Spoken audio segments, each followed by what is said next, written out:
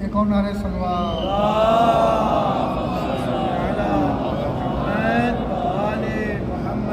انکار شے نے رکھ دیا اس طرح منہ پہ ہاتھ، بیعت طلب یزید سے بولا نہیں گیا، بیعت طلب یزید سے بولا نہیں۔ نعرہ صلوات۔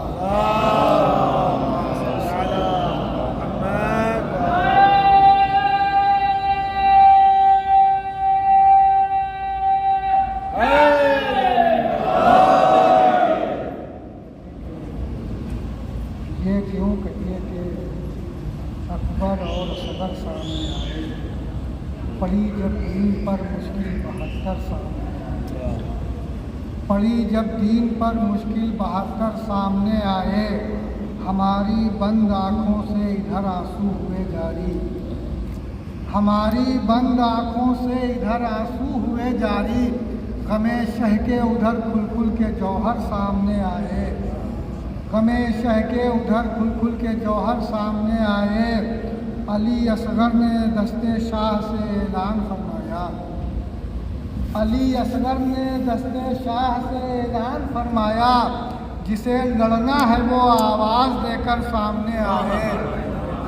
علی اصغر نے دستے شاہ سے اعلان فرمایا، جسے لڑنا ہے وہ آواز دے کر سامنے آئے، گلا دیں گے انہیں ہم ماتم سرور کے اشکوں سے، گلا دیں گے انہیں ہم ماتم سرور کے اشکوں سے، اگر دشمن عزا کے لے کے پتھر سامنے آئے، اگر دشمن عزا کے لے کے پتھر سامنے آئے، جواں بیعت کے چہرے پر بڑھاپا آ گیا رنگ میں، جواں بیعت کے چہرے پر بڑھاپا آ گیا رنگ میں، حبیب ابن مظاہر کے جو تیور سامنے آئے، حبیب ابن مظاہر کے جو تیور سامنے آئے، ادھر جنت کا سودا ہو گیا رضوان جنت سے، ادھر آنسو میرے فرش عزا پر سامنے آئے، ادھر آنسو میرے فرش عزا پر سامنے۔ نعرہ صلوات۔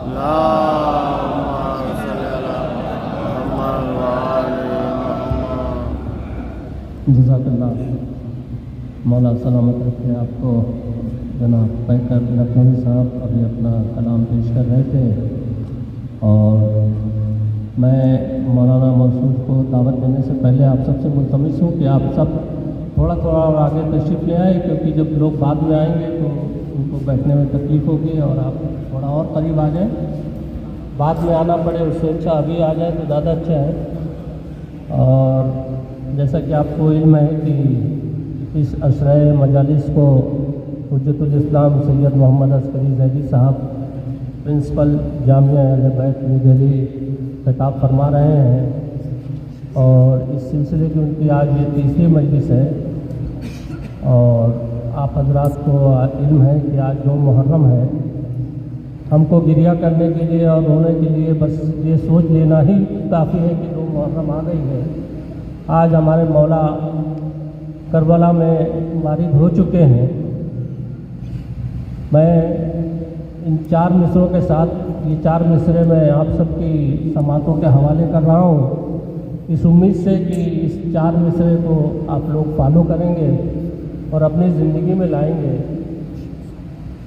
کہ بفیض فرش عزا شمع علم جل جائے، بفیض فرش عزا شمع علم جل جائے، حسینی فکر کے سانچے میں فکر ڈھل جائے، حسینی فکر کے سانچے میں فکر ڈھل جائے، تو غم حسین میں کپڑے کا رنگ بدلا ہے، غم حسین میں کپڑے کا رنگ بدلا ہے، خدا کرے کہ یہ کردار بھی بدل جائے، خدا کرے کہ یہ کردار بھی بدل جائے۔ اور یہ 4 مصرے اور کہ کون بتلائے گا تیرا مرتبہ فرش عزا، کون بتلائے گا تیرا مرتبہ فرش عزا، تجھ سے زندہ باد ہے کرب و بلا فرش عزا، اور خوف ظالم سے عزاداری کبھی چھوڑی نہیں، خوف ظالم سے عزاداری کبھی چھوڑی نہیں، جان ہم دیتے رہے بستا رہا فرش عزا، جان ہم دیتے رہے بستا رہا فرش عزا۔ اور ہمارے جو مدعو کردہ صاحب تھے وہ تشریف لا چکے ہیں. میں چاہتا ہوں کہ آئے آپ شریک ہو جائیں اس ثواب میں. مولانا موصوف کا ٹائم بھی ہو رہا ہے. آ جائیں آپ سب ان کا خیر مقدم بہادر بلند نعرہ صلوات کے ساتھ کریں.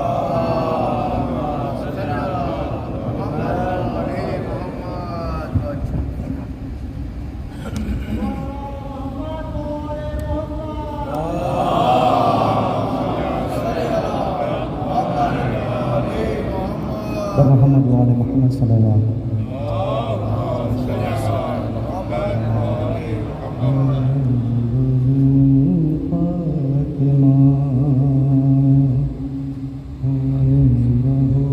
فاطمہ جیسا ہی تھا چہرہ اس کا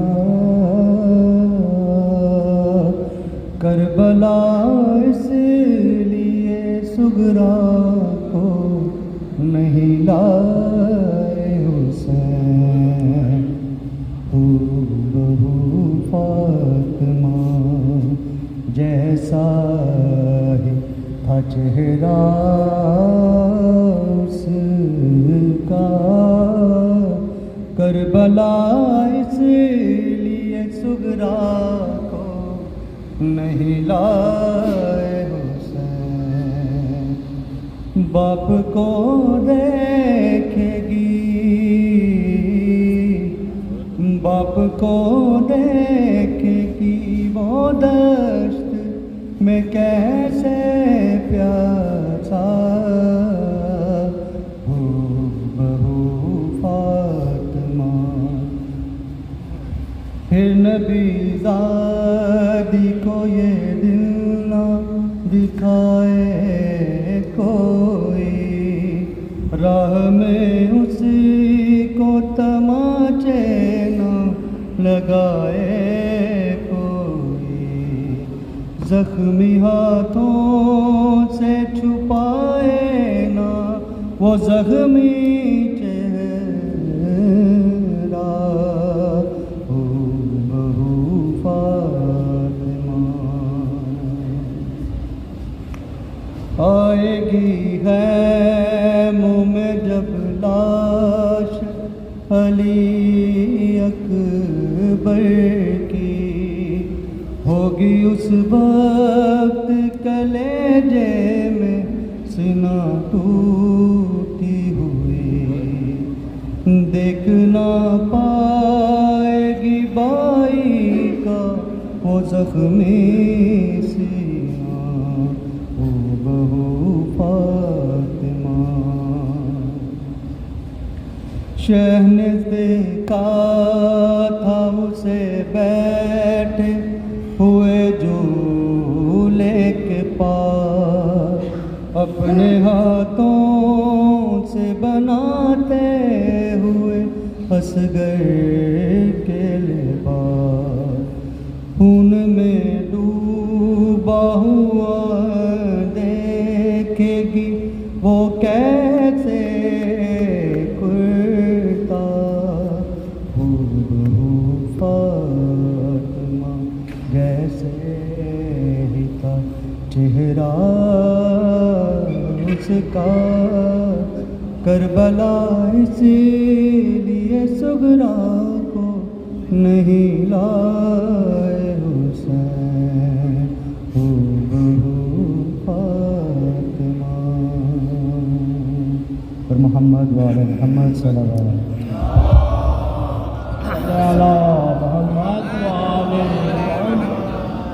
آپ حضرات تھوڑا اور آگے تشریف لے آئے کیونکہ بعد میں آنے والوں کو جگہ مل جائے اور مجلس میں کوئی خلل بھی نہ پیدا ہو. ابھی وقت ہے تھوڑا تھوڑا آگے چلے آئے آپ حضرات. اور میں آج کل کی جو ایک یہ بیماری ہے اس کے بارے میں یہ 4 مصرے پیش کر رہا ہوں کہ کر کے وضو حسین کی مجلس میں آئیے کر کے وضو حسین کی مجلس میں آئیے فرش ازا ہے آپ کی جاگیر تو نہیں، فرش ازا ہے آپ کی جاگیر تو نہیں، تو گٹکا ہے منہ میں اور لبوں پر ہے مرثیہ، گٹکا ہے منہ میں اور لبوں پر ہے مرثیہ، ناراض تجھ سے مادر شبیر تو نہیں، ناراض تجھ سے مادر شبیر تو نہیں۔ انہی چار دوسرے کے سائے میں کہ میں ملتمس ہوں حجت الاسلام علی جناب مولانا سید محمد عسکری زیدی صاحب سے کہ رونق افروز ممبر ہوں، آپ سب ان کا خیر مقدم بہت بلند نعرہ سلوات کے ساتھ کریں۔ اللہم صلی نعرہ تکبیر، نعرہ رسالت، یا رسول اللہ، نعرہ حیدری، حیدری، نماز بلند صلوات۔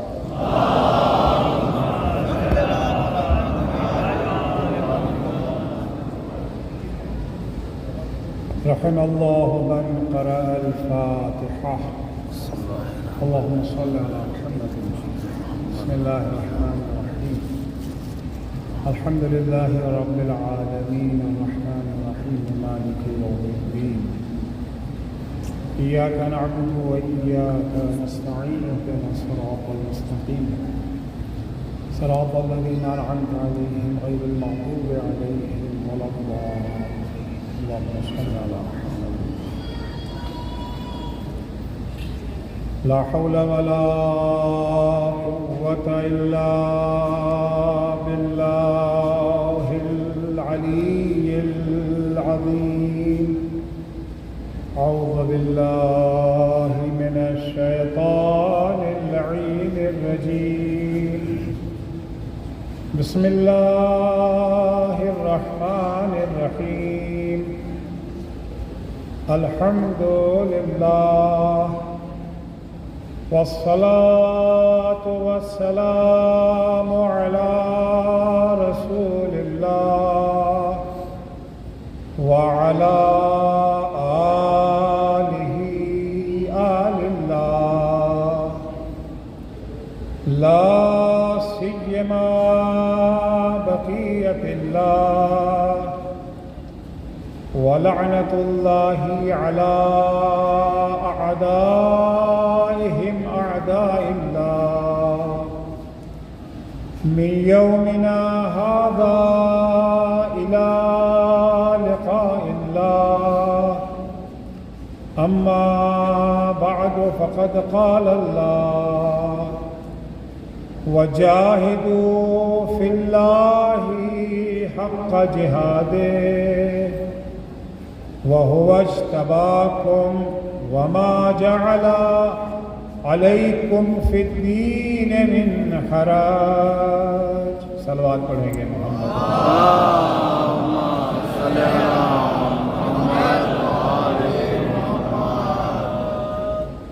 عزیزان گرامی، اللہ جل شانہ نے ہمیں دنیا و آخرت میں کامیاب بنانے کے لیے ہمیں وہ راستہ دکھانے کے لیے جو ہمیں دنیا میں بھی سرخرو کر سکتا ہے اور آخرت میں بھی کامیاب بنا سکتا ہے، کچھ ہادی بھیجے، کچھ رہنما بھیجے، کچھ کو رسول کا لقب دیا، کچھ کو امام کے نام سے یاد کیا. چنانچہ قرآن مجید میں ارشاد ہوتا ہے کہ وَجَعَلْنَاهُمْ أَئِمَّةً، کچھ ایسی ہستیاں ہیں جنہیں ہم نے امام بنایا. آپ کے بنانے والے سے ہمیں کوئی واسطہ نہیں ہے. کچھ وہ ہیں جنہیں ہم نے امام بنایا ہے. انہیں امام کس لیے بنایا ہے؟ یہدون بِأَمْرِنَا، وہ ہمارے امر کی طرف، ہماری تعلیمات کی طرف ہمارے بندوں کی رہنمائی کرتے ہیں. سبحان اللہ. تو امام کا مقصد کیا ہے؟ اللہ کے راستے کی طرف، اللہ کی تعلیمات کی طرف اللہ کے بندوں کی ہدایت اور رہنمائی کرنا. ان کا کام ہے ہمیں ہدایت کرنا، اور ہماری کیا ذمہ داری ہے؟ ان سے ہدایت کو قبول کرنا، ان سے ہدایات کو حاصل کر کے اس کے مطابق اپنی زندگی کو ڈھالنا۔ ان اماموں نے اللہ نے جو ذمہ داری ان کے سپرد کی تھی اسے دو طرح سے نبھایا، کبھی قول کے ذریعے، کبھی عمل کے ذریعے۔ کبھی زبان سے بتایا کہ اللہ کا وہ راستہ کیا ہے، اور کبھی اپنی زندگی میں عمل کر کے اپنی سیرت کے ذریعے ہمیں بتایا کہ اللہ تم سے کیا چاہتا ہے، اس کی منشا کیا ہے، وہ کون سے اصول و قوانین ہیں، وہ کون سے طریقے ہیں جنہیں اپنا کے تم اللہ کی بندگی میں شامل ہو کر کے دنیا و آخرت میں اپنے کو کامیاب بنا سکتے ہو۔ تو جس طرح سے ہماری ذمہ داری ان کے اقوال پر عمل کرنا ہے، اسی طرح سے ہماری زندگی، ہماری ذمہ داری ان کی سیرت کو اپنانا ہے، ان کے طرز زندگی کو اپنانا ہے۔ جیسی ان کی زندگی ہے ویسے ہی ہماری زندگی ہونا چاہیے۔ جس مقصد کے لیے انہوں نے موت کو گلے لگایا، اسی مقصد کے لیے ہمیں بھی موت کو گلے لگانا ہے۔ اللہم اجعل محیایا محیا محمد و آل محمد و مماتی ممات آل محمد۔ جن چیزوں میں ان لوگوں نے اپنی زندگی کو صرف کیا ہے، تو ہمیں توفیق دے دے کہ ہم بھی اپنی زندگی انہی کاموں میں صرف کریں، اور جن مقاصد اور جس دین کی حفاظت کے لیے انہوں نے موت کو گلے لگایا، ہمیں بھی توفیق عنایت فرما کہ ہم بھی اسی دین کی راہ میں موت کو گلے لگا سکیں۔ یہ سمجھنا ضروری ہے کہ اہل بیت اطہار علیہ السلام اپنی زندگی کو کن کاموں کے لیے وقف کیا تھا؟ توحید کے لیے یا شرک کے لیے، ایمان کے لیے یا نفاق کے لیے، اللہ کی عبادت و اطاعت کی راہ میں یا اللہ کی معصیت و نافرمانی کی راہ میں۔ یقیناً ہم جانتے ہیں کہ اہل بیت اطہار نے اپنی ساری زندگی رضا الہی کے حصول کے لیے صرف کر دیا ہے۔ امام محمد باقر علیہ السلام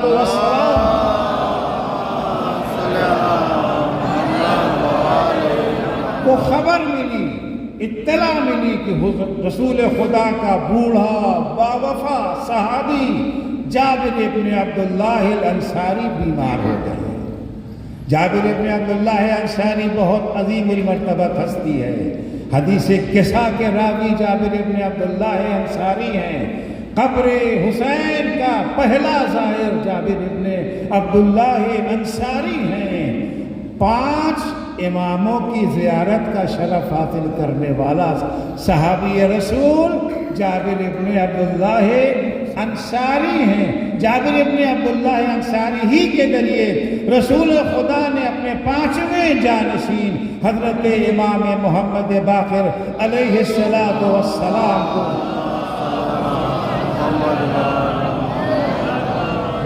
سلام کہلایا تھا۔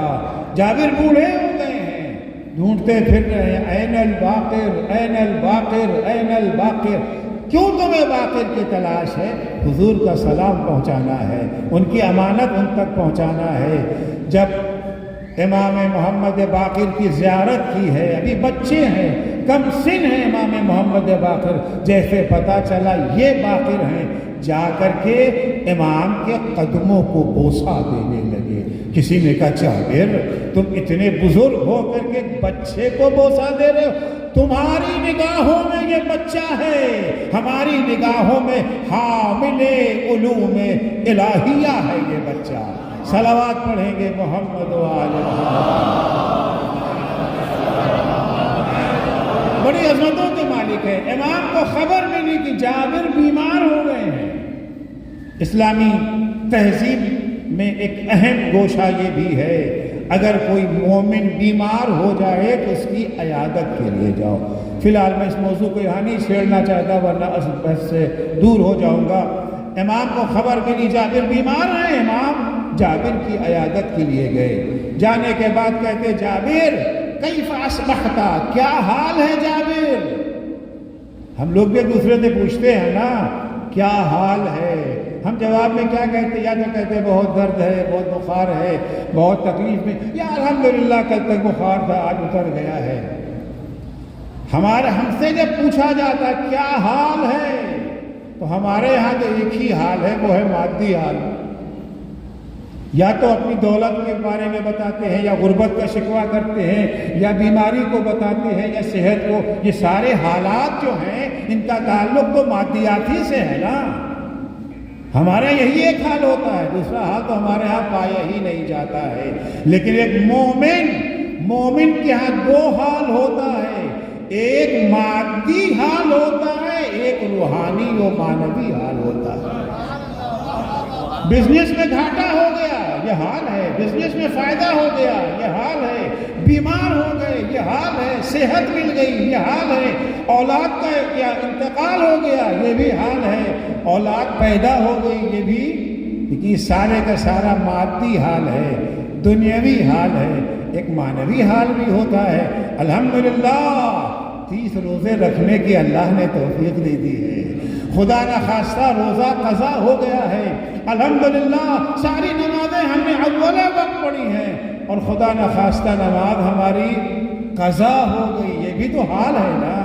لیکن ہمارے ہاں اس حال کو کوئی اہمیت نہیں دی جاتی ہے، نہ کوئی اس حال کے بارے میں پوچھتا ہے، اور نہ ہم اس کے بارے میں کوئی جواب دیتے ہیں۔ سوال بھی ہوتا ہے تو مادی حال کے بارے میں، جواب بھی دیا جاتا ہے تو مادی حال کے بارے میں۔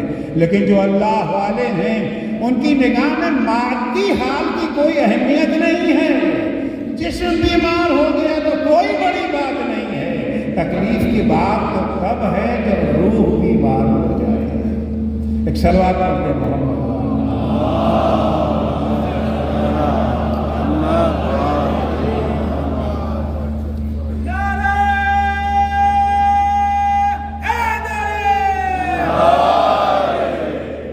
کاروبار میں گھاٹا ہو گیا، یہ کوئی پریشانی کی بات نہیں ہے، لیکن خدا نخواستہ نماز قضا ہو گئی، یہ پریشانی کی بات ہے۔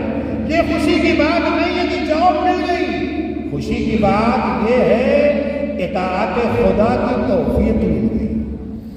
بہرحال جناب جابر کے پاس گئے، جا کے پوچھتے ہیں کیف اصبحت یا جابر، کیا حال ہے یہ جابر؟ جابر سمجھ گئے کہ مولا یہ دنیاوی حال نہیں پوچھ رہے ہیں، مولا تو وہ ایمان کی کیفیت کو پوچھ رہے ہیں، مولا عرفانی حالات کے بارے میں پوچھ رہے ہیں۔ جواب دیتے جابر مولا الحمدللہ اس وقت ایمان کے اس درجے پر فائز ہوں کہ مجھے دولت سے زیادہ غربت پسند ہے۔ الٹا ہی معاملہ ہے نا، ہمیں کیا پسند ہے، غربت یا دولت؟ یہ دولت پسندی ہی کا نتیجہ جو سارے فتنوں فساد ہیں۔ اگر دولت پسندی کا جذبہ ختم ہو گیا ہوتا تو یہ گھر گھر لڑائیاں ہوتی، بھائی بھائی میں بول چال بند ہوتی۔ جابر کہتے مولا ایمان کے اس درجے پر فائز ہوں، اب مجھے دولت سے زیادہ غربت پسند ہے، صحت سے زیادہ بیماری پسند ہے، زندگی سے زیادہ موت پسند ہے، شہرت و مقبولیت سے زیادہ گمنامی پسند ہے۔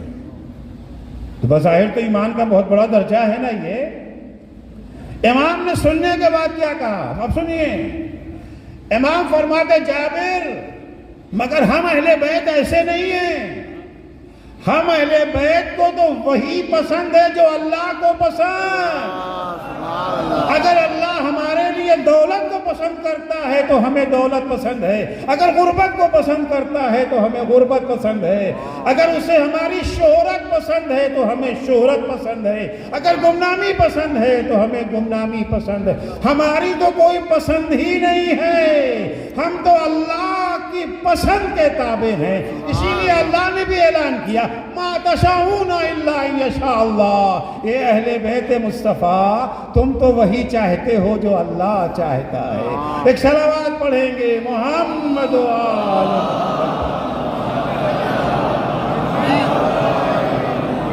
جو چیز ہے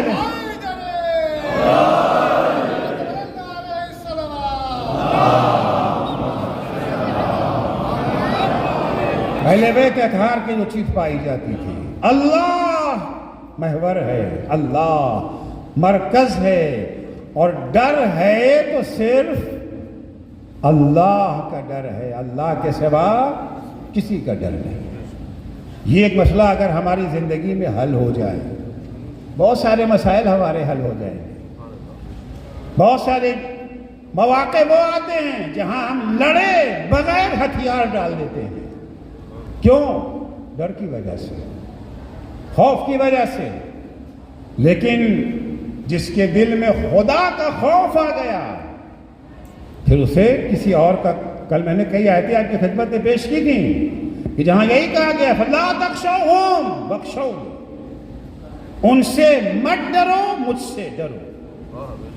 ایک نہ ایک سے تو ڈرنا ہے، یا اللہ سے ڈریں یا اللہ کے بندوں سے ڈریں۔ جو اللہ سے ڈرتا ہے پھر وہ کسی سے نہیں ڈرتا، اور جو اللہ سے نہیں ڈرتا ہے وہ ہر ایک سے ڈرتا ہے۔ سبحان اللہ، سبحان اللہ۔ وہ ہر ایک سے ڈرتا ہے۔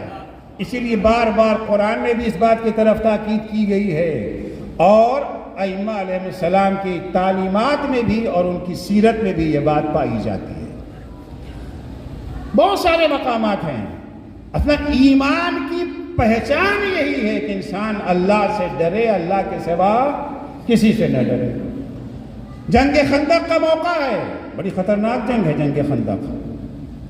جنگ احد ہوئی تھی، بدر ہوئی تھی، کفار مکہ سے ہوئی تھی، ایک گروہ، ایک جماعت۔ لیکن جنگ خندق جسے جنگ احزاب بھی کہتے، احزاب حزب کی جمع ہے۔ حزب مانے پارٹی، تمام پارٹیاں، تمام جماعتیں، تمام مذاہب، تمام قبائل مل کے آئے تھے مقابلہ کرنے کے لیے، ایک جماعت نہیں تھی۔ جنگ خندق میں کافروں کی فوج کی تعداد ہے 10,000، اور مسلمانوں کی تعداد بمشکل 3,000 ہے، بمشکل 3,000 ہے ان کے پاس، وہ 10,000 کی تعداد ہے۔ یہودی بھی اس میں شامل ہو گئے تھے، قریش کے سارے قبائل متحد ہو گئے تھے، منافقین بھی شامل ہو گئے تھے۔ منافقین، یہود، مشرکین کے سارے قبائل سب اکٹھا ہو کر کے مقابلے میں آ گئے تھے۔ ظاہر سی بات ہے کہ تھوڑے سے افراد اتنی بڑی طاقت کا مقابلہ کرنا آسان نہیں ہے۔ ہر زمانے میں، ہر معاشرے میں، ہر سماج میں قوی الایمان بھی پائے جاتے ہیں، ضعیف الایمان بھی پائے جاتے ہیں۔ قوی الایمان وہ ہیں جو اللہ سے ڈرتے ہیں، اللہ کے سوا کسی سے نہیں ڈرتے۔ ضعیف الایمان وہ ہیں جو اللہ کے سوا ہر ایک سے ڈرتے ہیں۔ اچھا، یہ ضعیف الایمان خود تو ڈرتے ہی ہیں، کوشش کرتے ہیں دوسروں کو بھی ڈرانے کی، دوسروں کو بھی ڈرانے کی کوشش کرتے ہیں، اور بڑے ہی ناصحانہ انداز میں بات کرتے ہیں، میاں کچھ تو عقل کے ناخن لو، کچھ تو عقل کے ناخن لو۔ ارے کیا لاٹھی کا مقابلہ بندوق سے ہو سکتا ہے؟ کیا مٹھیوں کا مقابلہ گولیوں سے ہو سکتا ہے؟ اگر ایمان ہو تو ہاں ہو سکتا ہے، ایمان ہو تو ہاں ہو سکتا ہے، اور ہوا، اور اسی زمانے میں ہوا۔ اسی زمانے میں جس وقت ایران میں انقلابی تحریک چل رہی تھی، لوگوں کے پاس اسلحہ تو نہیں تھا، نیتیں ہوتے تھے، عورتیں ان کی آغوش میں ننھے ننھے بچے ہوتے تھے، انہیں لے کے وہ میدان میں آتی تھی، مرد خالی ہاتھ ہوتے تھے، نعرے لگتے تھے، گولیاں چلتی تھی۔ ایک سال میں 70,000 افراد شہید ہوئے ہیں۔ تو انقلاب اتنی آسانی سے نہیں آیا تھا۔ اس وقت آبادی کتنی تھی؟ 3 کروڑ۔ 3 کروڑ میں سے 70,000 بہت بڑی آبادی ہے، بہت بڑی تعداد ہے۔ فوجی گولی چلاتے تھے، دوسرے دن پھر جلوس نکلتا تھا۔ عورتوں کی آغوش میں چھوٹے چھوٹے بچے، بچوں کے ہاتھ میں پھول، بچوں کے ہاتھ میں پھول، اور جا کر کے بچے فوجیوں کی بندوق میں پھول لگا دیتے تھے، تھوڑی دیر کے بعد گولی چلتی تھی۔ فارسی میں گولی کو کہتے ہیں گلولے اور پھول کو کہتے ہیں گل، تو مقابلہ گل اور گلولے کا مقابلہ تھا۔ انہوں نے جا کے پھول لگایا، کمانڈر کا آرڈر آ گیا، سپاہی ہے، آرڈر آ گیا تو عمل تو کرنا ہے، چلا دی گولی۔ دوسرے دن پھر جلوس آیا، اب جلوس کا نعرہ کیا تھا؟ برادر ارتشی چرا برادر کشی، اے میرے فوجی بھائیوں، اپنے بھائیوں کو کیوں مار رہے ہو؟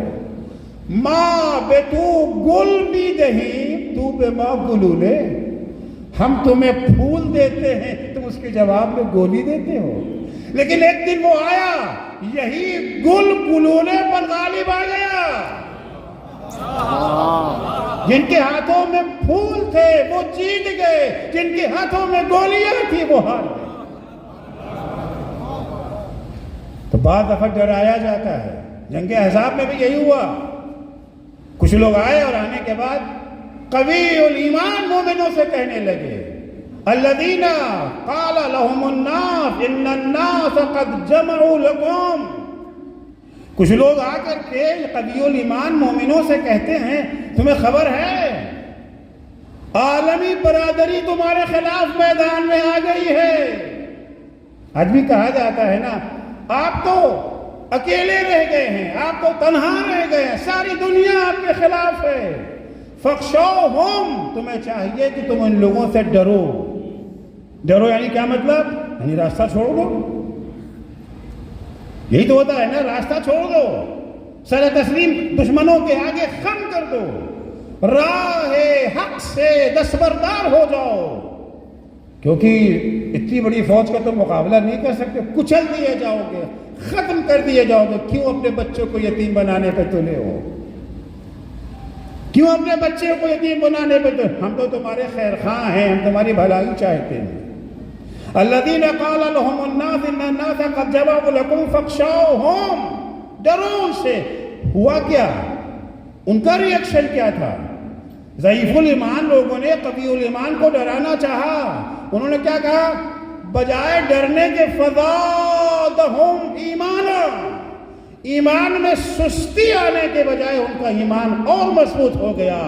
ہم ہرگز اپنے راستے سے پیچھے نہیں ہٹیں گے۔ قالوا حسبنا اللہ ونعم الوکیل، تو ہمیں ان سے ڈراتے ہو، ہمارے لیے تو اللہ کافی ہے۔ سبحان اللہ سبحان اللہ۔ جو اللہ سے ڈرتا ہے پھر وہ کسی ہستی سے نہیں ڈرتا ہے، کسی کا خوف اس کے اندر نہیں پایا جاتا۔ قالوا حسبنا اللہ ونعم الوکیل ولما رأى المؤمنون الاحزاب، جب مومنوں نے اپنی آنکھوں سے بھی دیکھ، پہلے تو اگر کہا گیا تھا نا فقط، اب آنکھوں سے دیکھ لیا، ارے ہاں بھائی یہ تو مختلف گروہ آئے ہوئے ہیں، یہودی بھی ہیں، منافق بھی ہیں، یہ جو ہے مشرکین مکہ بھی ہیں، سارے کے سارے اکٹھا ہو کر کے ہمارے مقابلے میں آ گئے ہیں۔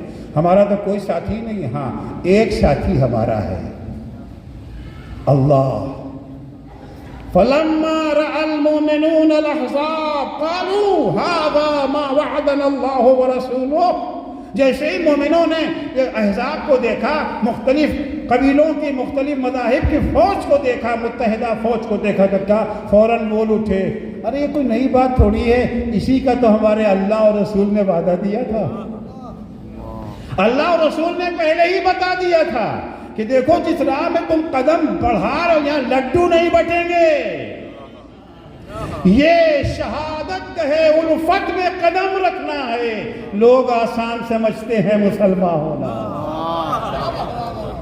اگر مال غنیمت کا وعدہ دے کر کے تم کو کہا گیا تھا کہو لا الہ الا اللہ، تب تو فوج دیکھ کر کے بھاگ جاتے نا، نہیں، هذا ما وعدنا اللہ ورسولہ وصدق اللہ ورسولہ، اللہ اور اس کے رسول نے جو کچھ کہا تھا سچ کہا تھا۔ وما زادہم الا ایمانا وتسلیما، یہ بڑی فوج و بھاری طاقت دیکھنے کے بعد ان کے ایمان میں اور اضافہ ہو گیا، اللہ کے سامنے جو سر تسلیم خم کیے ہوئے تھے، اللہ کو پیٹھ دکھانے کے بجائے ان کی اطاعت میں اور اضافہ ہو. کیوں؟ اس لیے کہ وہ اللہ سے ڈرنے کا مطلب کیا ہوتا؟ کانپنا، لرزنا نہیں. کوئی اللہ ڈراؤنی چیز نہیں ہے. بعض چیزیں ہوتی نا، وہ یہ جو ہے وہ ڈراؤنی ہوتی. اللہ ڈراؤنی چیز نہیں ہے. اللہ سے ڈرنا یعنی اللہ کی نافرمانی سے ڈرنا، اللہ کی اطاعت اور فرما برداری پر مستحکم ہو جانا کا مطلب. اچھا، اگر اللہ پر ہمارا ایمان بڑھ گیا تو ہمیں کیا ملے گا؟ ہم نے کس اللہ کو مانا ہے؟ کس اللہ پر ایمان لائے ہیں؟ کمزور اللہ پہ یا طاقتور اللہ پہ؟ عاجز اللہ پہ یا قادر اللہ پہ؟ کس اللہ پہ ایمان لائے ہیں؟ ہم جب ایمان لائے تو ہم نے کیا کہا؟ اللہ اکبر، یہی کہا نا. اگر یہ اللہ اکبر دفعہ فقط زبان سے کہا، دفعہ دل کی گہرائی سے کہا. زبان والوں کے تو ہمیں کوئی واسطہ ہی نہیں ہے. زبان والوں سے واسطہ نہیں ہے. جو دل کی گہرائیوں سے کہتے ہیں اللہ اکبر، یہ لفظ ہمیں ہر طاقت کے مقابلے میں نڈر بنا دیتا ہے. نعرہ تکبیر! کیسے؟ کس طرح سے؟ نڈر ہمیں یہ کیسے بنا دیتا ہے؟ اللہ اکبر کا معنی کیا ہے؟ اللہ اکبر یعنی اللہ ہر چیز سے بڑا ہے. انسان کس سے ڈرتا ہے؟ چھوٹے سے یا بڑے سے؟ جس کو اپنے میں طاقت میں اپنے کو کمتر سمجھتا ہے، اسے برتر سمجھتا ہے. ڈرتا تو اسی سے ہے نا. جو ہم سے طاقت میں کمتر، اس سے تو کوئی خوف نہیں نہ ہوتا. لکڑی پڑی ہوئی ہمیں خوف نہیں ہوتا، سانپ دیکھ کے ڈر لگتا ہے کیونکہ احساس ہوتا ہے. بکری کھڑی ہے، کوئی ڈرتا ہے؟ وہ 100 کلو والا بکرا بھی آ جائے جو قربانی میں لوگ ذبح کرتے ہیں، گھما گھما کے، ٹہلا ٹہلا کر کے، ڈر لگے گا اس سے؟ شیر، بھیڑیا، چاہے وہ وزن میں اس سے کم کیوں نہ ہو، اس سے ڈر لگتا ہے. کیوں؟ اس لیے کہ اس کو اپنے سے زیادہ طاقتور سمجھتے ہیں. ایک دفعہ ہم نے کہا اللہ اکبر، اللہ سب سے بڑا ہے. یہ بڑا اور چھوٹا کیا ہوتا ہے؟ بڑا کیا ہے؟ چھوٹا کیا ہے؟ مثال کے طور پر میں آپ سے پوچھوں یہ انگوٹھی بڑی ہے یا یہ جو ہے گھڑی، آپ کیا بولیں گے؟ گھڑی بڑی ہے. اب میں آپ سے پھر سوال کروں، یہ گھڑی بڑی ہے یا یہ ٹیبل جس پہ گھڑی رکھی ہوئی ہے؟ تو آپ کہیں گے گھڑی چھوٹی ہے، ٹیبل. ابھی تو آپ نے کہا تھا گھڑی بڑی ہے. ابھی تو آپ نے کہا تھا نا بھائی گھڑی. اب آپ کہہ رہے گھڑی چھوٹی ہے. اچھا ٹھیک ہے، چلیے تو یہ ٹیبل کیا ہے؟ بڑا ہے. اب ہم نے پوچھا ٹیبل بڑا ہے یا ممبر؟ تو آپ نے کہا ممبر چھوٹا ہے، ٹیبل چھوٹا ہے، ممبر بڑا ہے. بھائی پھر آپ نے بات بدل دی. اپنی بات پہ قائم تو رہیے. آپ نے کہا تھا کہ ٹیبل بڑا ہے، اب آپ کہہ رہے ہیں کہ ٹیبل چھوٹا ہے، ممبر بڑا ہے. اچھا بھائی ممبر بڑا، آپ سے پوچھ رہے ہیں یہ ممبر بڑا ہے یا یہ ہال بڑا ہے؟ تو آپ نے کہا کہ یہ ہال بڑا ہے، ممبر چھوٹا ہے. پھر آپ نے بڑے کو چھوٹا بنا دیا. پتا چلا کہ چھوٹا بڑا کچھ ہوتا نہیں ہے. جب مقابلہ ہوتا ہے تب دیکھا جاتا ہے چھوٹا کون ہے، بڑا کون ہے. عام تو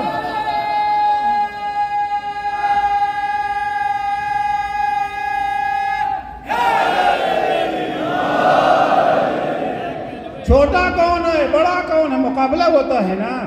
تو جو انسان ڈرتا کس سے ہے؟ بڑے سے ڈرتا ہے، چھوٹے سے نہیں ڈرتا ہے. اب جتنے بھی یہ دنیا کے بڑے ہیں،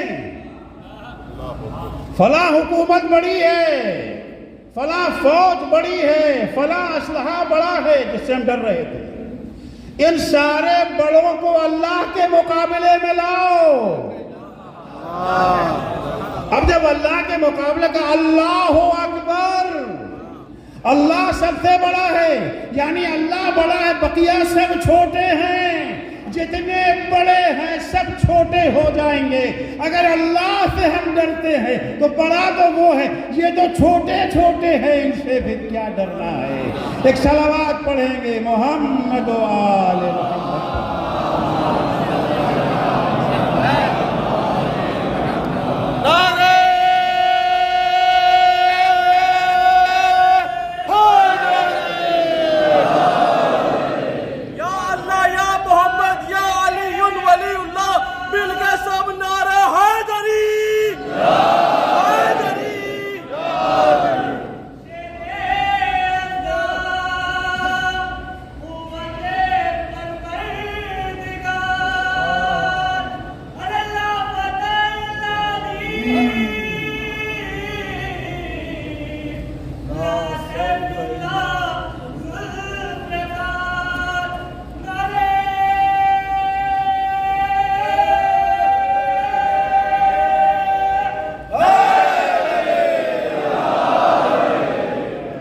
جن لوگوں نے اللہ کو بڑا مان لیا تھا, دل کے گہرائی سے مان لیا تھا, پھر ان کی نگاہ میں سب چھوٹے ہو گئے تھے.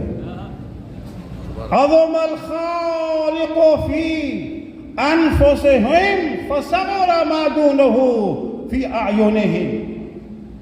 جن کی نگاہوں میں اللہ بڑا ہو گیا, اس کی نگاہوں میں سب چھوٹے ہو گئے. تو ڈر تو چھوٹوں سے نہیں لگتا نا, ڈر تو بڑوں سے لگتا ہے.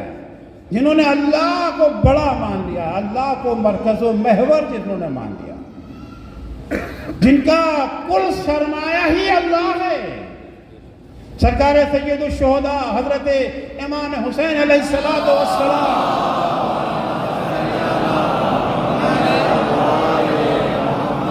9 ذی الحجہ کو عرفات کے میدان میں, روز عرفات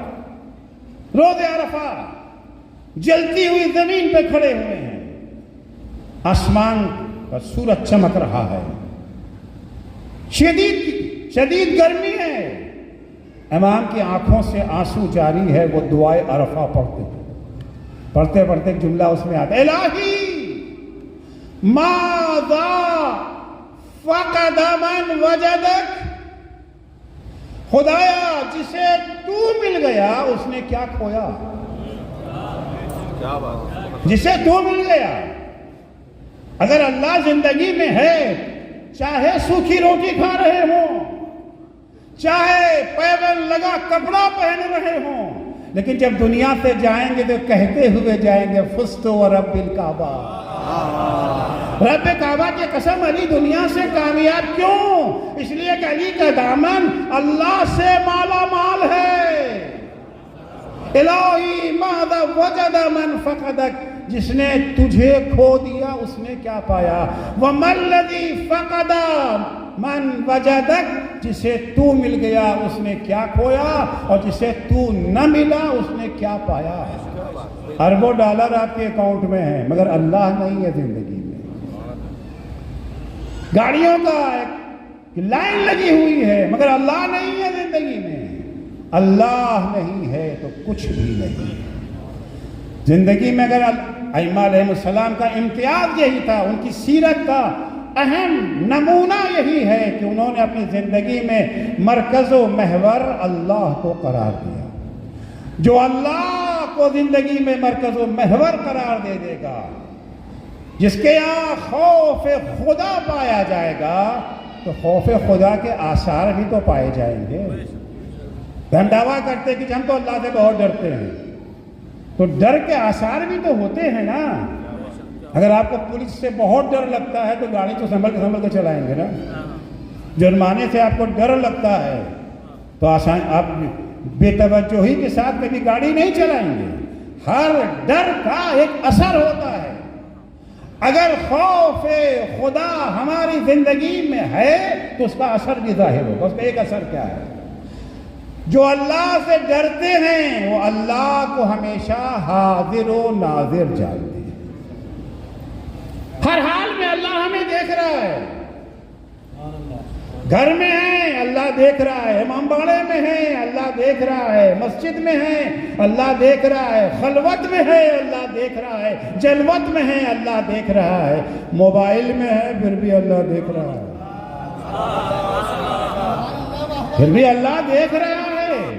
اور جب یہ یقین ہو جائے کہ اللہ دیکھ رہا ہے پھر انسان گناہ نہیں کرتا. اللہ ہی نہیں کوئی بھی دیکھ رہا ہے.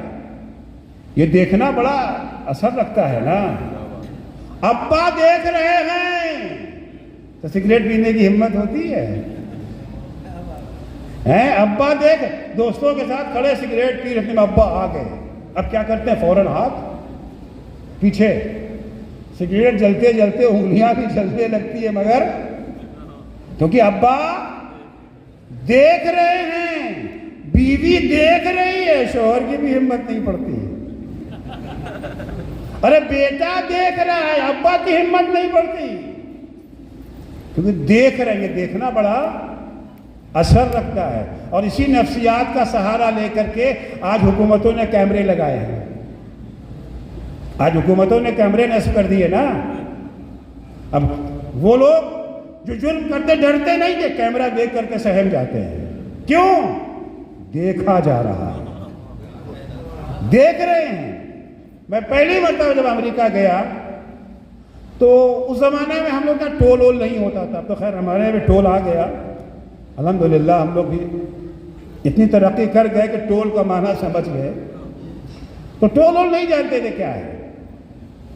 ایئرپورٹ سے جو صاحب لینے آئے تھے انہوں نے گاڑی میں سوار کیا, لے کے چلے. تھوڑی دیر کے بعد میں نے دیکھا انہوں نے گاڑی روکی, اترے, جیب سے کچھ پیسہ نکالا اور ایک ٹوکری رکھی ہوئی تھی, اس کے اندر انہوں نے پیسے ڈال دیے. تو میں نے کہا کیا یہ بھیک مانگنے کا کوئی نیا طریقہ ہے, ماڈرن طریقہ ہے؟ مشین یہاں بھیک میں. کہا مولانا یہ بھیک نہیں ہے. کہا پھر کیا کرے, ٹول ہے, ٹول ہے. تو یہاں تو کوئی کھڑا نہیں ہے, نہ کوئی پولیس والا ہے, کچھ بھی نہیں ہے. بڑے شریف لوگ آپ ہیں. ہمارے یہاں تو پولیس والے ہوتے بھی ہیں پھر بھی بھاگ نکلتے ہیں.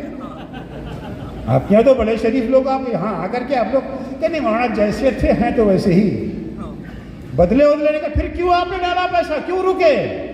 کہ آپ نے دائیں بائیں تو دیکھا کہ کوئی نہیں, اوپر نہیں دیکھا, اوپر کیمرہ لگا ہوا ہے. آج اگر پیسہ ڈالے بغیر نکل جاتے تو کل $100 کا ٹکٹ گھر آ جاتا. $1 کے بجائے $100 ہمیں دینا پڑ جاتا. اس لیے ہم نے دے دیا. لیکن واہ یہ تو اچھا رہا, مگر آپ کی نگاہیں بڑی کوتاہ ہیں. اس کیمرے پہ تو نظر ہے مگر اس کیمرے پہ نظر نہیں ہے. اس کیمرے کی زد سے تو بچ بھی سکتے ہو, اس کیمرے کی زد سے کوئی بچ نہیں سکتا ہے.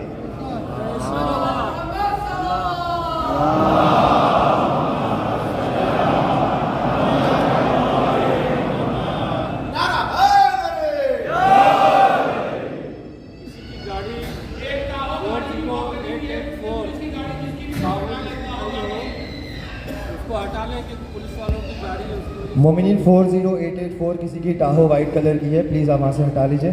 40884. اور مجمع پلیز تھوڑا سا آپ لوگ تشریف آگے لیں صلوات پڑھتے ہوئے. بر محمد و آل محمد صلوات. آگے آ جائیں, آپ لوگ تھوڑا سا آگے آ جائیں. ٹاہو وائٹ کلر کی 40884 ہے, وائٹ کلر کی ٹاہو 40884.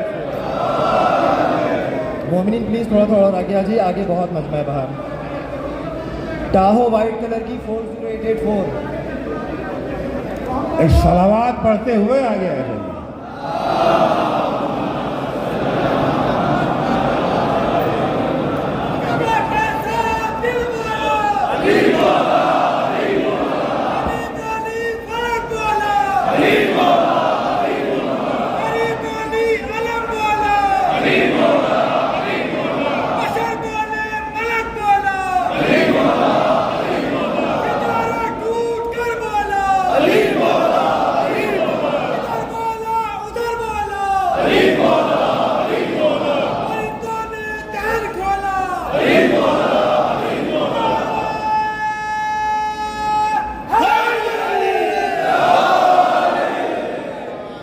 جب یہ احساس ہو جائے کہ ایک بڑی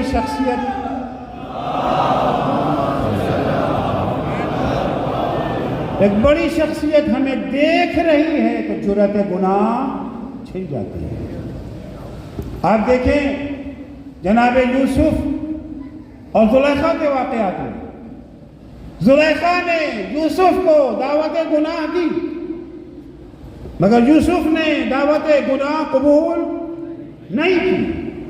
کیوں؟ کیا یوسف میں خواہش نہیں ہے؟ یوسف جوان نہیں ہے؟ قرآن کہتا ہے ہمت بہی و ہم بہا. زلیخا نے یوسف سے گناہ کا ارادہ کیا، یوسف بھی زلیخا سے گناہ کا ارادہ کر بیٹھتے. کیا میں نے ترجمہ نہیں کیا. کیوں؟ بات کا لفظ کر بیٹھتے مگر نہیں کیا. کیوں نہیں کیا؟ لولا ان رعا برہان ربہ، اگر یوسف اپنے پروردگار کی نشانیوں کو نہ دیکھ لیتے تو وہ بھی گناہ کر بیٹھتے. کیا دیکھا تھا یوسف نے؟ وہ برہان رب ہے کیا؟ تفاسیر میں ملتا ہے کہ جس وقت زلیخا نے یوسف کو گناہ کی دعوت دی، پہلے وہاں ایک بت رکھا ہوا تھا. زلیخا نے بت کے اوپر ایک کپڑا ڈال دیا. یوسف نے کہا یہ کیا؟ ارے بھگوان دیکھ رہے ہیں نا. بر محمد و آل محمد صلوات. جبنا بہت معذرت، لیڈیز میں میرے خیال سے لیڈیز میں وائٹ ٹاہو ہے 40884. پلیز جس کی بھی ہے فوراً اس کو ہٹا لیجیے. باہر پولیس والے وہ کر رہے ہیں. پلیز 40884 وائٹ کلر کی ٹاہو، تاکہ مجلس بار بار ڈسٹرب نہ ہو. پلیز جس کی بھی ہے فوراً ہٹا لیں. بسم اللہ الرحمن الرحیم. بر محمد و آل محمد صلوات.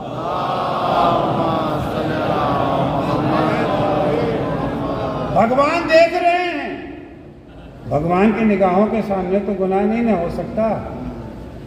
جب تک بھگوان دیکھ رہے تھے زلیخا نے بھی ارادے گناہ نہیں کیا.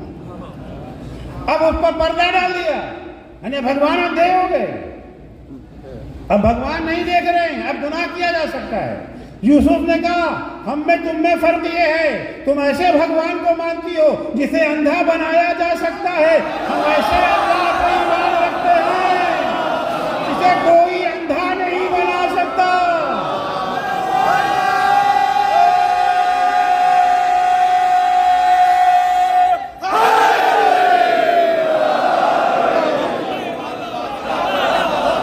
دیکھ رہے ہیں اور یہی ہے نا.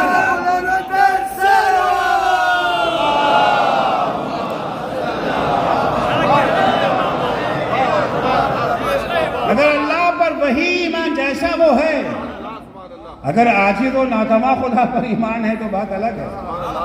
ایک شخص سرکار سید الشہداء امام حسین علیہ الصلوۃ والسلام کی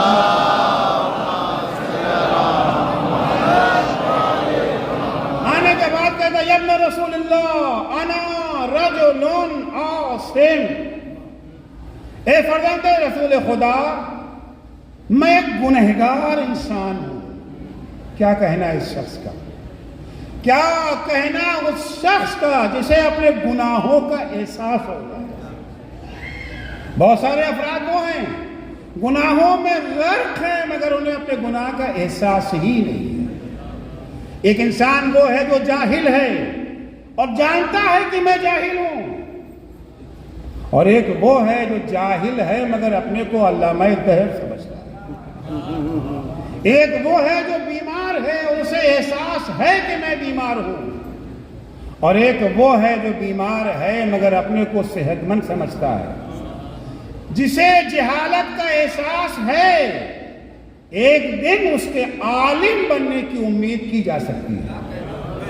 کسی کے پاس جائے گا ثانوی ادب طے کرے گا عالم بن جائے گا. بیمار کو اگر احساس بیماری ہے تو اس کے صحت مند ہونے کی امید کی جا سکتی ہے. گنہگار کو اگر اپنے گناہوں کا احساس ہے تو ایک دن حر بننے کی امید کی جا سکتی ہے. لیکن اگر جاہل کو احساس جہالت نہیں ہے، بیمار کو بیماری کا احساس نہیں ہے، گنہگار کو گناہ کا احساس نہیں ہے تو یہ گنہگار کبھی توبہ نہ کرے گا، یہ بیمار کبھی صحت مند نہ ہوگا، یہ جاہل کبھی عالم نہ بنے گا. یہ گنہگار تو ہے مگر احساس سے گناہ بھی ہے. آیا آنے کے بعد کہتا یا ابن رسول اللہ انا رجل عاصم لم اصبر علی المعصیہ، اے فرزند رسول خدا میں گنہگار انسان ہوں، گناہ کرنا تو نہیں چاہتا، گناہ ہو جاتا ہے۔ ہم میں سے اکثر تو یہی حال ہے، الحمدللہ ہم میں سے اکثریت ان کے گناہ کرنا نہیں چاہتے، گناہ پسند نہیں ہے، گناہ کے بعد شرمندگی ہوتی ہے، ندامت ہے، پشیمانی ہے۔ یہ علامت ہے کہ ابھی شمع ایمان روشن ہے، ایمان کی چنگاری صحیح ہے، شعلہ بننے کی دیر ہے اس کو۔ انا رجل عاصم، گناہ نہیں کرنا چاہتا، ہو جاتا ہے۔ اذنی بموعظۃ، ایک ایسی نصیحت ہمیں کر دیجئے کہ میں گناہ سے دور ہو جاؤں۔ ظاہر سی بات ہے کہ انسان جب بیمار ہوتا ہے تو ڈاکٹر ہی کے پاس جاتا ہے نا، جسمانی بیمار ڈاکٹر کے پاس جاتا ہے تو روحانی بیمار کو بھی ڈاکٹر کے پاس، اور امام حسین سے بہتر ڈاکٹر کون؟ اب یہ اور بات ہے کہ امام حسین سے شفا کی امید تو رکھتے ہیں مگر جسمانی بیماریوں کے لیے، ساری ڈیمانڈ ساری دعائیں تو ہمارے جسمی کے لیے ہوتی ہے نا، پیٹ میں درد ہو رہا ہے، سر میں درد ہو رہا ہے، کینسر ہو گیا ہے، فلاں ہو گیا ہے، شفا دے دیں، لیکن اس بیماری کی طرف کیا کریں؟ وہ آیا ہے۔ امام ظاہر سے بات ائمہ بھی سائل کو دیکھ کر کے جواب دیتے تھے، ہر ایک کی صلاحیت اور ظرفیت کو دیکھ کر کے، ہم لوگوں کی طرح نہیں ایک ہی مجلس یاد ہے سب کو وہی سنا دو، بچے کو بھی، جوان کو بھی، بوڑھے کو بھی۔ امام ہے بہرحال، علم الہی سے یہ جو ہے متصل ہیں۔ امام اسے فرماتے ہیں افعل خمسۃ اشیاء فاذنب ما شئت، گناہوں سے پریشان ہونا، دیکھو 5 کاموں میں سے کوئی ایک کام کر لو، پھر جتنا جی چاہے گناہ کرو، ہم ذمہ دار ہیں۔ اتنا بڑا ڈسکاؤنٹ، 5 کام نہیں کرنا ہے، 5 میں سے ایک کام کر لو، فَاذْنِبْ مَا شِئْتَ، جتنا جی چاہے گناہ کرو، کوئی پرواہ نہیں ہے۔ مولا جلدی بتائیے کیا ہے وہ 5 کام؟ کا پہلا کام یہ ہے اخرج من ولایت اللہ فَاذْنِبْ مَا شِئْتَ، اللہ کی حکومت سے باہر چلے جاؤ، پھر جتنا جی چاہے گناہ کرو۔ ظاہر سی بات ہے اگر آپ کو کسی ملک کا قانون پسند نہیں ہے تو ملک سے باہر چلے جائیے۔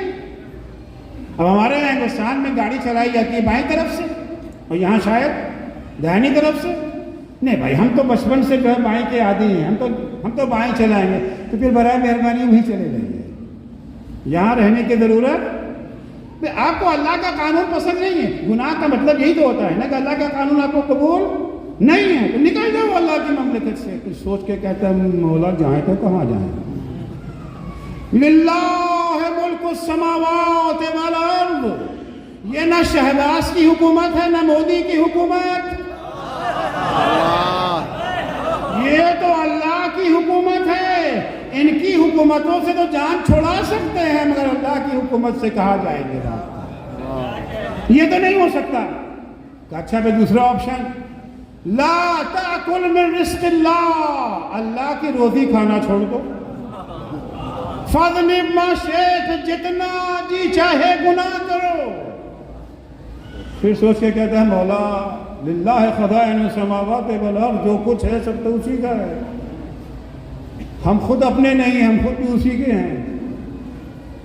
تیسری چیز بتائیے، تمام اُطْلُبْ موضعا لا یراک اللہ فی، ایک ایسی جگہ ڈھونڈ لو جہاں تمہیں اللہ دیکھ نہ سکے، دیکھے گا تبھی تو پکڑے گا، سزا تبھی تو ملے گی۔ گناہ سے ڈر تھوڑی ہے، سزا سے ڈر ہے۔ وہ جگہ ڈھونڈ لو جہاں اللہ تمہیں نہ دیکھ سکے۔ کہتا مولا یہ بھی ممکن نہیں ہے، وہ تو ہر جگہ دیکھ رہا ہے، اس کا کیمرہ تو کبھی بند ہی نہیں ہوتا، کبھی فیل ہی نہیں ہوتا، کبھی خراب ہی نہیں ہوتا، اس کی کوئی رینج نہیں ہے، حد نہیں ہے، ہر جگہ وہ دیکھ رہا ہے۔ چوتھی چیز امام کہتے ہیں اچھا پھر دیکھو اذا جاء ملک الموت لیقبض عنک روحک، جب بھائی گناہ کیا سزا کہاں ملے گی؟ وہاں ملے گی نا، وہاں کب جائیں گے؟ جب مریں گے۔ مریں گے کیسے؟ جب ملک الموت روح قبض کریں گے۔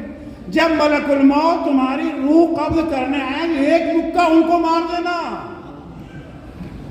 فتفح عنک، دھکا دے دینا ان کو. وہ کہتا ہے چلو, ہم نے کہا نہیں جائیں گے. ان کا ہم روح قبض کرنے آئے ہیں کہ ہم چھونے بھی نہیں دیں گے تمہیں, نہ مرو گے نہ سزا ملے گی. کہ مولا یہ بھی نہیں ہو سکتا, ان پر تو کسی کا بس نہیں چلتا, جن پر سلیمان کا بس نہ چلا ان پہ ہمارا کیا بس چلے گا. اب 5واں اور آخری مسئلہ رہ گیا. ٹھیک ہے, وہاں پہنچ گئے, حساب کتاب ہو گیا, اللہ نے حکم دیا محمد عسکری جہنم. نہیں جاؤں گا. داروغہ جہنم آئے, ہاتھ پکڑ کے لے جانے کے لیے, ایک مکہ ان کو مار دو. کچھ رشوت ہو جاتی ہے نا, یہاں پر تو ڈھیل بھی ہو جاتی ہے بھائی, کچھ لین دین. کہ نہ مولا وہ تو کسی کی نہیں سنتے, وہ تو وہی کرتے ہیں جو اللہ نے حکم دیا. لا یعصون اللہ ما امرہم, جس چیز کا اللہ نے حکم دے دیا. شداد غلاظ, بڑے بدمزاج ہیں, سنتے ہی نہیں کسی کے. مولا نے فرمایا جب تم کچھ نہیں کر سکتے تو کیا فقط گناہ کر سکتے ہو؟ اگر ایسے اللہ پر ایمان ہے جس کی حکومت سے نکل نہیں سکتے, جس کی روزی چھوڑ نہیں سکتے, جو ہمیں ہر حال میں دیکھتا ہے, موت پہ ہمارا بس نہیں ہے, داروغہ جہنم ہمارے قابو میں نہیں ہے.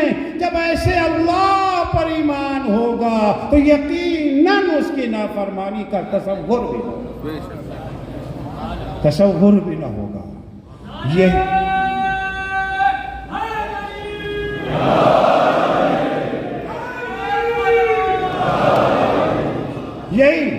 یہی وہ تصور تھا جو ائمہ کے ہاں پایا جاتا تھا. جس وقت امام حسین مکے سے نکل رہے تھے, عبداللہ بن جعفر جناب زینب کے شوہر اپنی بیماری کی وجہ سے امام کے ساتھ تو نہیں آ سکتے تھے, مگر امام کے لیے پریشان تھے, فکر مند تھے. مکے کے گورنر سے تعلقات تھے, صاحب سلامت تھی. جناب عبداللہ بن جعفر بڑے بزنس مین تھے. انہوں نے مکے کے گورنر سے امام حسین کے لیے امان نامہ لے لیا, آپ کی جان محفوظ. ادھر امام مکے سے نکلنا چاہ رہے ہیں, عبداللہ بن جعفر امان نامہ لے کے آئے امام حسین کے. امام حسین نے ان کو دعائے خیر دی. امام حسین کا خیال ہے, فکر ہے امام حسین کی, دعائے خیر دی. مگر امام فرماتے ہیں خیر الامان امان اللہ, بہترین امان وہ ہے جو اللہ کی امان مل جائے. یہ دنیا والوں کی امان کس کام کی ہے؟ دنیا والوں کی امان کس کام کی ہے؟ روز عاشوراء کربلا میں جب جنگ شروع ہوئی ہے, امام جب تیاری کر رہے ہیں جنگ کے لیے, ایک دفعہ کھڑے ہو کے اللہ کی بارگاہ میں دعا, اللہم انت ثقتی فی کربی وانت رجائی فی شدتی. خدایا ہر مشکل گھڑی میں مجھے تیرا ہی سہارا ہے, تجھ پر ہی بھروسہ ہے, اس کے علاوہ ہمیں کسی پر کوئی بھروسہ, کسی سے کوئی حاجت نہیں ہے. یہ جذبہ لے کے حسین ابن علی نکلے تھے. اس جذبے کے ساتھ حسین ابن علی مکے سے نکلے ہیں کوفہ جانے کے لیے, کہ راستے میں لشکر حر نے راستہ روک لیا, اور راستہ کوفہ آپ نہیں جا سکتے, رخ موڑ دیا گیا کوفے کی طرف سے. کہاں جانا ہے ابھی معین نہیں ہے, یہ طے نہیں کہ جانا کہاں ہے, کوفہ نہیں جانا ہے, کیونکہ ذمہ داری حر کو یہی دی گئی تھی کہ حسین کوفہ نہ آ سکے. راستہ موڑ دینے کے بعد حر نے کوفہ خط بھیجا ابن زیاد کے یہاں کہ ہم نے راستہ روک لیا, اب آگے کیا کرنا ہے. سواری امام حسین کی چل رہی ہے, منزل معین نہیں ہے, سواری جا رہی ہے. اچانک امام حسین کا گھوڑا 2 محرم کو جس جگہ پہنچا ہے وہاں پر اسے ٹھوکر لگی اور رک گیا. یہ وہ گھوڑا ہے جو حسین کے اشارے پہ چلتا تھا, حسین کے اشارے پہ چلتا ہے. پوری زندگی میں اس گھوڑے نے فقط 2 دفعہ آگے بڑھنے سے انکار کیا ہے. ایک تو یہ آج 2 محرم کو, اور ایک اس وقت جب عصر عاشوراء حسین رخصت آخر کے بعد خیمے سے نکلے ہیں, اور مقتل کی طرف جانے کے لیے گھوڑے پہ سوار ہوئے ہیں، گھوڑے کو ایڑ لگائی، گھوڑا آگے نہیں بڑھ رہا ہے۔ امام کہتے ہیں مجھے معلوم ہے کہ تو بھی میرے طرح بھوکا اور پیاسا ہے، مگر ابھی حسین کی آخری خدمت ہے۔ ایک دفعہ ذوالجناح زبان بے زبانی سے اپنے قدموں کی طرف اشارہ کرتا ہے، مولا میری کیا مجال۔ یہ دو مواقع ہیں جہاں حسین کے حکم کو نہیں مان رہا گھوڑا، حسین اب آگے بڑھانا چاہ رہے ہیں۔ لوگوں نے سوچا کہ شاید تھک گیا ہے، چلتے چلتے دوسرا گھوڑا لایا گیا، حسین اس پر بیٹھے، وہ بھی ایک قدم چل کے اسے بھی ٹھوکر لگ گئی، وہ بھی رک گیا۔ تیسرا گھوڑا، چوتھا گھوڑا، پانچواں، 7 گھوڑے بدلے گئے۔ جب کوئی گھوڑا آگے نہ بڑھا تو ایک دفعہ امام حسین فرماتے کہ دیکھو یہ قریب میں کوئی قبیلہ ہوگا، اسے بلا لاؤ۔ قریب ترین قبیلہ تھا قبیلہ بنی اسد۔ قبیلہ بنی اسد کو بلایا گیا اور امام نے پوچھا بھائی اس سرزمین کا نام کیا ہے؟ کسی نے کہا مولا یقال لہا غاضریہ، اسے غاضریہ کہتے ہیں۔ امام نے فرمایا حل لہا اسم آخر، کیا اس کا کوئی اور بھی نام ہے؟ کہ مولا یقال لہا شط الفرات، اسے شط الفرات بھی کہا جاتا ہے۔ امام نے فرمایا حل لہا اسم آخر، کیا اس کا کوئی اور بھی نام ہے؟ کہ مولا یقال لہا نینوا، اسے نینوا بھی کہتے ہیں۔ امام نے کہا حل لہا اسم آخر، اور مولا ہمارے علم میں تو اور نہیں کہا، دیکھو تمہارے یہاں تو سب سے بڑا بوڑھا ہے اسے بلا کے لاؤ۔ ایک شخص تھا جو اتنا ضعیف تھا جو اپنے قدموں سے چل نہیں سکتا تھا، اسے اٹھا کے لایا گیا۔ امام نے اس سے پوچھا کہ اس کا نام اس کے علاوہ بھی کچھ اور ہے؟ اس نے کچھ سوچ کے کہا ہاں ہم نے اپنے بزرگوں سے سنا ہے اس کا نام کربوبلا ہے، اس کا نام کربوبلا ہے۔ سن کے امام نے کہا بھیا عباس ہمارے خیمے یہی لگیں گے،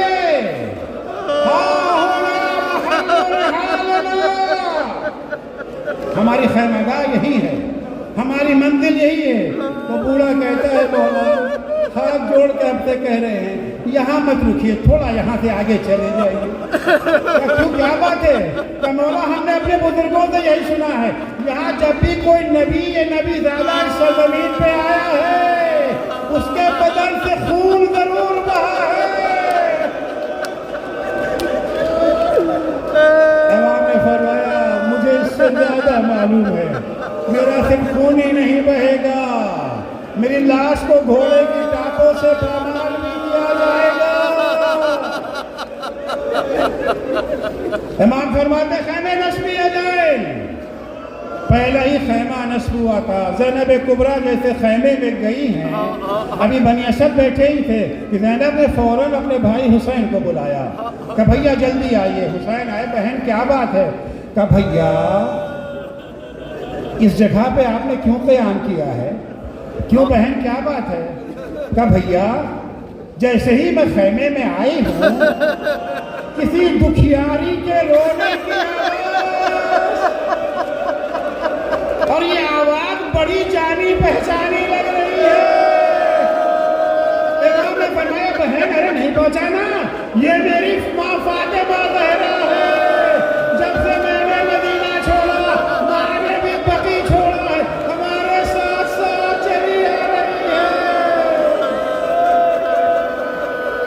حضرت اللہ حسین کے رونے والوں، جب سے محرم کا چاند نمودار ہوا ہے آپ نے اپنی زندگی وقف کر دی ہے یاد حسین کے لیے، آپ کی زندگی کے معمول بدل گئے ہیں، لیکن عزیزو صرف آپ حسین کو یاد نہیں کر رہے، حسین نے بھی آپ کو یاد کیا۔